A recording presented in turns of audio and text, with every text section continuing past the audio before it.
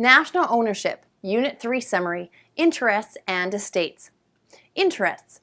An interest in real estate is ownership of any combination of the bundle of rights to real property, including the rights to possess, use, transfer, encumber, and exclude. An undivided interest is an owner's interest in a property in which two or more parties share ownership. Estates and land. If a private interest holder does not have the right to possess, the interest is an encumbrance. If the interest holder is not private, the interest is some form of public interest, that is, police power, eminent domain, or escheat. An estate in land is an interest that includes the right of possession. Depending on the length of time, one may enjoy the right to possess the estate, the relationship of the parties owning the estate, and the specific interests held in the estate. An estate is a freehold estate or a leasehold estate. Freehold estates. A freehold estate of potential unlimited duration is a fee simple estate. An estate limited to the life of the owner is a life estate. A fee simple absolute estate is a perpetual estate that is not conditioned by stipulated or restricted uses. It may be freely passed on to heirs. Ownership of a fee simple defeasible estate can continue indefinitely, provided the use of the property conforms to certain stated conditions. The defeasible fee estate is perpetual, provided the usage conforms to stated conditions. The types of fee simple defeasible are determinable and condition subsequent. A life estate is a freehold estate that is limited in duration to the life of the owner or other named person. Upon the death of the owner, the estate passes to the original owner or another named party.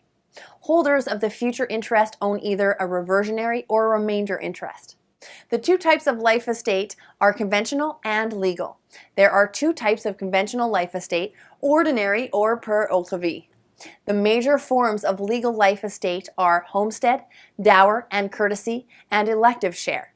A life tenant has the responsibility to protect the property for the remainderman or the revisionary interest.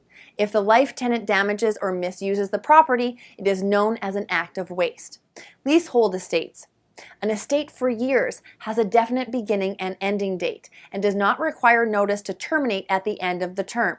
Renewal is not automatic. An estate from period to period has no definite ending date.